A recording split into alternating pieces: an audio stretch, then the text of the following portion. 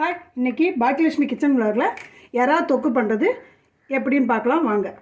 Case on பண்ணிக்கலாம். வானலியை வச்சிடுறேன். எறா தொக்குக்கு 50 கிராம் எண்ணெய் விடுறேன்.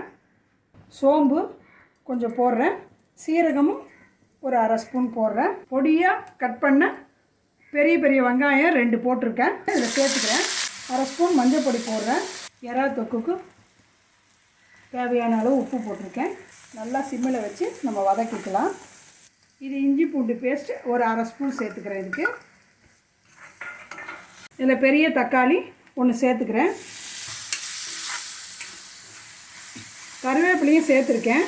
அது நான் வீடியோவில் காட்டல, வெங்காயத்தோடு சேர்த்துட்டேன். இதுவும் நல்லா வதங்கட்டும்.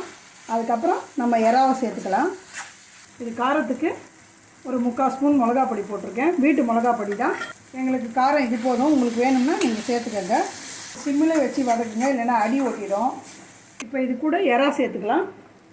1 கிலோ எறா இதில் சேர்த்துக்கிறேன். நான் நல்லா கழுவி சுத்தமாக இதெல்லாம் அழுக்கெல்லாம் எடுத்துட்டு நாங்கள் இதில் கழுவி வச்சுருந்தோம். இதில் சேர்த்துக்கிறோம். இப்போது இது தண்ணி ஊற்ற வேணாம். நம்ம ஒரு 1/4 டம்ளர் ஊற்றினா போதும். இதுலேயே தண்ணி விடும். நல்லா இப்படி கலந்து விட்டோம்னா இதுலேயே நல்லா தண்ணி விடும். இருந்தாலும் நான் ஒரு அரை டம்ளர் தண்ணி ஊற்றிக்குவேன். தண்ணி ஊற்றி மூடி வச்சிட்டோம்னா நல்லா தண்ணி விடும். அதுலேயே தக்காளி, வெங்காயம், எறா எல்லாமே வெந்துடும்.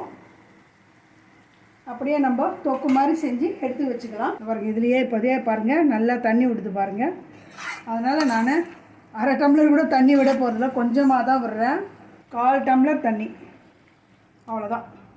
இது நல்லா இதில் வெந்துடும். நல்லா ஃபுல்லாக அப்படியே மூடி வச்சிடலாம். ஒரு 10 நிமிஷம் ஆனில் வச்சுருக்கலாம். கிட்டேயே இருந்து சிம்மில் வச்சுக்கலாம்.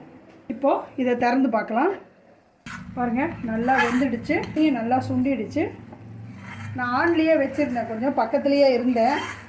நல்லா வெந்துடுச்சு. வதக்கி தொக்கா எடுத்து வச்சுக்கலாம். இப்போ இதில் கடைசியாக கொத்தமல்லி கொஞ்சம் சேர்த்துக்கிறேன். இதில் கடைசியாக 1 ஸ்பூன் எண்ணெய் விடுவோம்.